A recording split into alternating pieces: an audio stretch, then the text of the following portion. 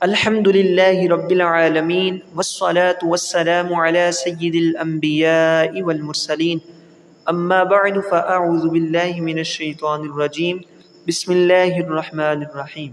آج ہم پڑھیں گے لفظ کا بیان۔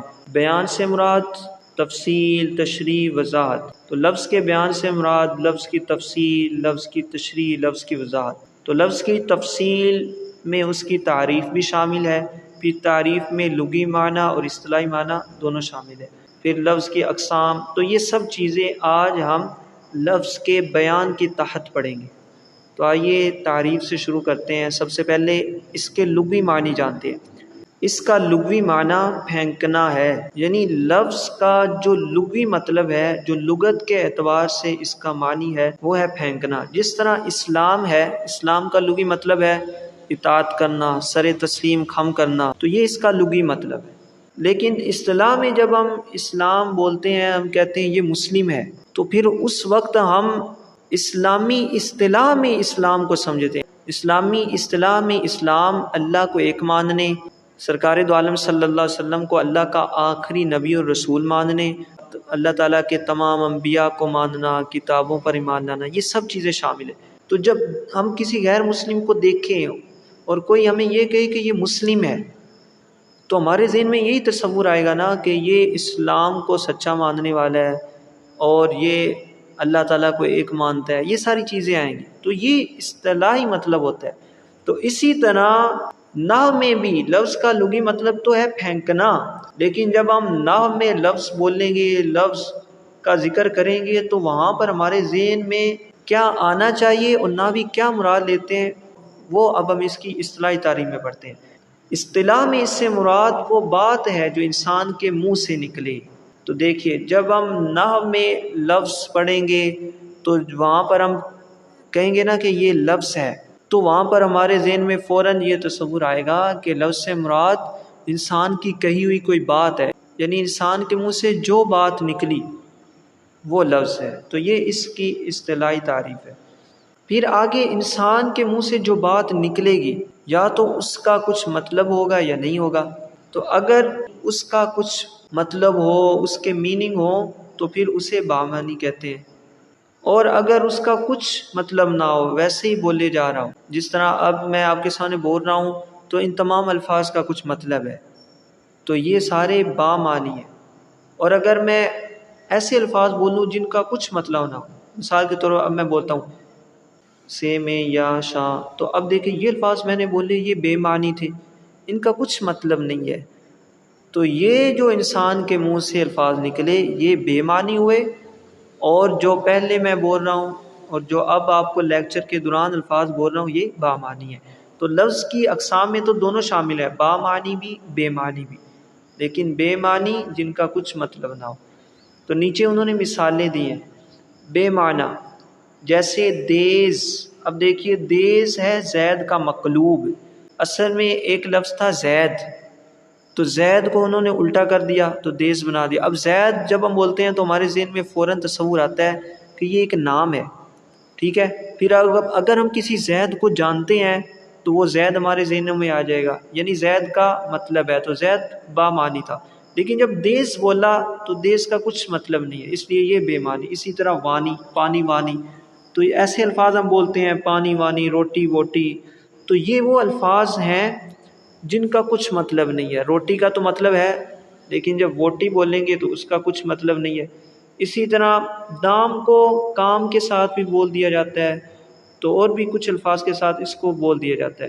تو ایک تو دام ہوتا ہے وہ پیسوں والا، تو یہاں پر یہ دام وہ نہیں ہے، بلکہ یہ جب کسی موضوع لفظ کے ساتھ بولا جائے، یعنی کسی بامعنی لفظ کے ساتھ بولا جائے کام دام، تو اس وقت وہ جو دام ہوگا وہ بے معنی ہوگا۔ اسی طرح پانی وانی، پانی کا تو مطلب تھا، وانی کا کوئی مطلب نہیں تھا۔ اور اس بے معنی کو مہمل بھی کہتے ہیں، بے معنی کو مہمل بھی کہتے ہیں۔ اب سوال یہ ہے کہ جب ان کا کچھ مطلب نہیں ہے تو یہ لائے کیوں جاتے ہیں؟ تو یہ ایک تو تاکید کے لیے بھی لائے جاتے ہیں، جیسے ہم کہتے ہیں نا کہ کھانا وانا کھا لو، یعنی ہم زور دے رہے ہوتے ہیں کہ کھانا کھاؤ۔ اور ایک صوتی خوبصورتی کے لیے بھی بولا جاتا ہے کہ جب ہم ایسے الفاظ بولتے ہیں تو یہ صوتی خوبصورتی ہوتی ہے، یعنی کلام کی خوبصورتی کہہ لیجئے، تو اس لیے بھی بولے جاتے ہیں۔ دوسری قسم ہے با معنی، تو اب یہ وہ مثالیں ہیں جن کا کچھ مطلب ہوتا ہے، جیسے راجلن، راجلن کا مطلب ہے آدمی۔ اسی طرح ماء عربی میں پانی کو کہتے ہیں، تلمیذ طالب علم کو کہتے ہیں۔ یعنی یہ تینوں الفاظ وہ ہیں جن کا مطلب ہے، جن کے میننگ ہے۔ اسے موضوع بھی کہتے ہیں۔ تو یہ دیکھیے بے معنی لفظ کے بارے میں کہا کہ اسے مہمل بھی کہتے ہیں، اور با معنی کے بارے میں کہا کہ اسے موضوع بھی کہتے ہیں۔ مہمل کا مطلب ہوتا ہے چھوڑ دیا گیا، تو چونکہ یہ وہ الفاظ ہوتے ہیں جس میں معانی کو ترک کر دیا جاتا ہے، یعنی ان کا کچھ معنی نہیں ہوتا، یہ ویسے لفظ تو ہوتے ہیں لیکن کچھ مطلب نہیں ہوتا، تو مطلب چھوڑ دیا گیا، ترک کر دیا گیا، اس لیے اسے مہمل بھی کہا جاتا ہے۔ اور اسی طرح موضوع کیوں کہتے ہیں؟ کیونکہ موضوع کا مطلب ہوتا ہے رکھا گیا، وضع کیا گیا، بنایا گیا۔ تو چونکہ یہ وہ الفاظ ہوتے ہیں جن کے اندر معنی کو رکھا گیا ہوتا ہے، جنہیں کسی خاص معنی کے لیے بنایا گیا ہوتا ہے، تو اس لیے انہیں موضوع کہتے ہیں۔ اب آگے با معنی لفظ کی اقسام ہے، یعنی انسان نے کوئی لفظ بولا، اس کے منہ سے آواز نکلی، تو وہ جو منہ سے آواز نکلی، جو بات اس نے کہی، اگر اس کا مطلب تھا تو وہ با معنی تھی۔ اب با معنی یا تو مفرد لفظ ہوگا یا مرکب ہوگا۔ تو مفرد اکیلے لفظ کو کہتے ہیں، یعنی یا تو وہ ایک کلمہ بولے گا یا پھر بہت سے کلمے بولے گا۔ تو اگر ایک ہوگا تو اسے مفرد کہیں گے، اور اگر ایک سے زیادہ ہوں گے تو اسے مرکب کہیں گے۔ مفرد وہ اکیلا لفظ ہے جو اپنا معنی ظاہر کرے، اسے کلمہ بھی کہتے ہیں۔ یہاں پر دیکھیے دو باتیں انہوں نے ذکر کی، ایک کہا کہ مفرد اکیلا لفظ ہے، اور دوسرا جو اپنا معنی ظاہر کرے، یعنی لفظ ایک ہو اور اس کا کچھ مطلب بھی ہو تو وہ مفرد ہوگا۔ اگر ایک لفظ ہو لیکن اس کا مطلب نہ ہو، جس طرح وانی ہم نے کہا، ووٹی کہا، یہ بھی ہے تو مفرد ایک ہے لیکن اس کا کچھ مطلب نہیں ہے، تو اس لیے اسے ہم کلمہ نہیں کہیں گے۔ کلمہ وہی ہوگا جو اکیلا لفظ ہو اور اس کا کچھ معنی بھی ہو، تو یہ ہوئی مفرد کی تعریف۔ تو آپ نے یاد رکھنا ہے جب بھی نحو میں کلمہ بولا جائے گا یا مفرد بولا جائے گا تو اس سے مراد با معنی لفظ لیا جائے گا، کیونکہ یہ با معنی لفظ کی اقسام میں سے ہے۔ اب آگے انہوں نے مثال دی ہوئی ہے، جیسے بستان باغ، ذہبہ وہ گیا من سے۔ اب دیکھیے بستان یہ بھی ایک لفظ ہے، ذہبہ یہ بھی ایک لفظ ہے، اور من یہ بھی ایک لفظ ہے۔ تو اب فرق یہ بستان اسم ہے، ذہبہ فعل ہے، اور من حرف ہے۔ اب ہمیں پتہ چل گیا کہ اکیلا لفظ چاہے اسم ہو، فعل ہو یا حرف ہو، اگر ایک ہوگا اور اس کا کچھ مطلب ہوگا تو وہ مفرد ہوگا۔ تو آئیے اب ہم آگے اس کی اقسام پڑھتے ہیں۔ آگے لکھا ہوا ہے کلمہ کی تقسیم۔ تو اب یہاں دیکھیے مفرد کو کلمہ بھی کہتے ہیں، کلمہ بھی اکیلے لفظ کو کہتے ہیں، تو مفرد کا مطلب بھی ایک ہی ہوتا ہے، فرد سے ہے۔ تو کلمہ کی تقسیم، اب ضروری نہیں ہے کہ یوں ہی لکھا ہو کلمہ کی تقسیم، ہم یوں بھی لکھ سکتے ہیں مفرد کی تقسیم یا پھر مفرد کی اقسام، تو تب بھی یہی تین اقسام ہوگی، اسم، فعل اور حرف، کیونکہ جو مفرد لفظ ہوگا، اکیلا لفظ ہوگا، وہ یا تو اسم ہوگا یا فعل ہوگا یا حرف ہوگا، ان کے علاوہ تو کچھ ہو نہیں سکتا۔ اس لیے مفرد کی جو اقسام ہے یا کلمہ کی اقسام ہے وہ کتنی ہیں؟ تین، اسم، فعل، حرف، یعنی اکیلا لفظ اسم ہوگا یا فعل ہوگا یا حرف ہوگا۔ اسم کا لغوی معنی نشانی یا بلندی ہے، یعنی اسم کا جو لغت کے اعتبار سے مطلب ہے وہ کیا ہے؟ نشانی یا بلندی۔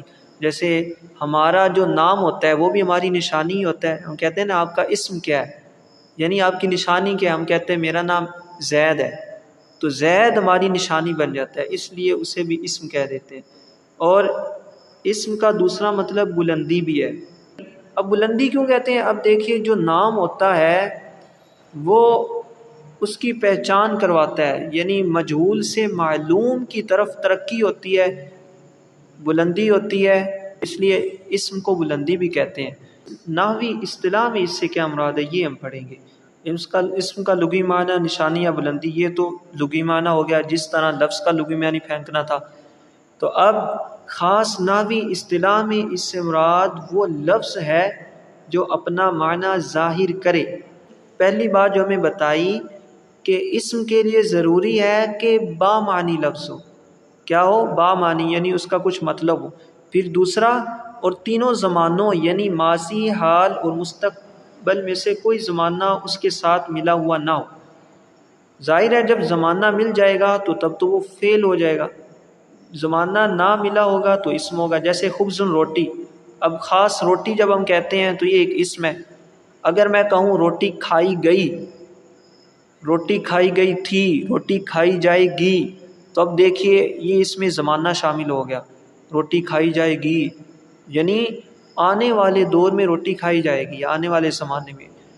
تو جب یوں زمانے کا ساتھ ذکر نہ ہو تو تب وہ اسم ہوگا. ایک تو با معنی ہو، دوسرا کوئی زمانہ ساتھ ملا ہوا نہ ہو تو وہ اسم ہوگا. جیسے حدیقۃ باغیچہ، نجم ستارہ، تو یہ اسم کی مثالیں تھیں. اب آگے ہے فعل. کلمہ کی دوسری قسم ہے فعل. اس کا لغوی معنی کام کرنا ہے، یعنی فعل کا جو لغوی معنی ہے وہ کام کرنا ہے. تو نحوی اصطلاح میں اس سے مراد وہ کلمہ ہے. پتہ چلا کہ فعل بھی ایک کلمہ ہے جو اکیلا اپنا معنی بتائے. جس طرح اسم اپنا معنی بتاتا ہے، جیسے ہم نے کہا کہ بستان، باغ. جب ہم نے بستان کہا تو ہمارے ذہن میں باغ آ گیا، تو یہ اس کا مطلب ہے. تو اسی طرح فعل کا بھی مطلب ہوتا ہے. جیسے ادھر مثال میں انہوں نے لکھا ہوا ہے داخلہ، وہ داخل ہوا. تو داخلہ اب دیکھیے ایک لفظ ہے، اکیلا لفظ ہے اور اپنا معنی بھی ظاہر کر رہا ہے. یہ اس کا پہلا پوائنٹ ہوا کہ اکیلا لفظ ہو اور اپنا معنی بتائے. اور تینوں زمانوں میں سے کسی ایک زمانہ میں اس کا کرنا یا واقعہ ہونا سمجھا جائے. تو یہاں پر دو چیزیں ذکر کی، اس کا کرنا یا واقعہ ہونا. اب دیکھو داخلہ، وہ داخل ہوا، تو داخل ہونا کوئی فعل کرنا ہے.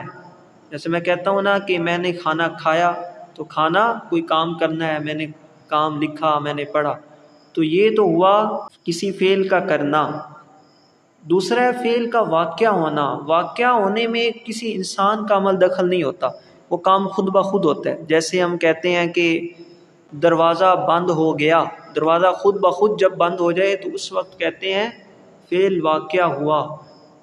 تو اسی طرح موٹر سائیکل گر گیا، بغیر کسی کے گرانے کے گر گیا، تو یہ خود بخود فعل واقعہ ہوا. تو اگر وہ موجودہ زمانے میں ہوگا تو وہ حال کا مطلب اس میں پایا جائے گا.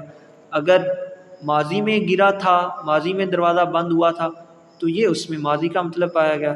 تو یہاں ہمیں یہی دو چیزیں بتائی گئی ہیں کہ اکیلا اپنا معنی بتائے ایک لفظ ہو، اور کسی زمانہ میں اس کا کرنا یا واقعہ ہونا سمجھا جائے. جیسے داخلہ، ایک آدمی داخل ہوا تو یہ ماضی مطلق ہے، یعنی ماضی میں داخل ہوا تھا. قرأ، اس نے پڑھا، تو یہ بھی ماضی مطلق ہے. ینصر، وہ مدد کرتا ہے یا کرے گا، یعنی کوئی آدمی مدد کرتا ہے یعنی موجودہ زمانے میں، یا کرے گا یا آنے والے میں کرے گا.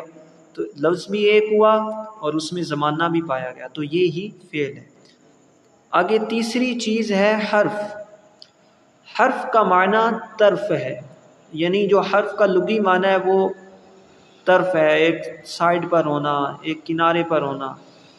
لیکن نحوی اصطلاح میں اس سے مراد وہ کلمہ ہے جو دوسرے کلمے کے ساتھ ملے بغیر اپنا معنی ظاہر نہ کرے. ایک تو ہمیں یہ چیز بتائی کہ حرف بھی ایک کلمہ ہے، یعنی اکیلا لفظ ہے. دوسری بات ہمیں یہ بتائی کہ یہ دوسرے کلمے کے ساتھ ملے بغیر اپنا معنی ظاہر نہیں کرتا. جیسے دیکھیے مین، اس کا مطلب ہے سے. تو جب کوئی کہتا ہے سے تو ہمیں نہیں سمجھ آتی کیا سے، کہاں سے، کدھر سے. تو اس لیے یہ جب تک دوسرے کلمے کے ساتھ نہیں ملے گا اپنا معنی ظاہر نہیں کرے گا. آگے کہا اور کلام کی طرف میں واقع ہو. کلام کی طرف میں واقع ہو. کلام کہتے ہیں دو یا دو سے زیادہ الفاظ کو. تو جب دو الفاظ ہوں گے تو دوسرے لفظ کے ساتھ یہ جب آئے تو تب یہ اپنا معنی دے گا.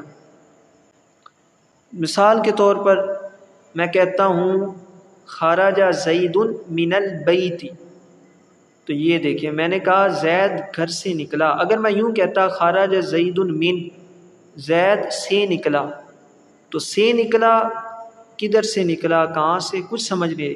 تو میں نے کہا من البیت، گھر سے نکلا. تو جب اس کے ساتھ دوسرا کلمہ من البیت لگایا، البیت، تو تب من کا مطلب واضح ہوا۔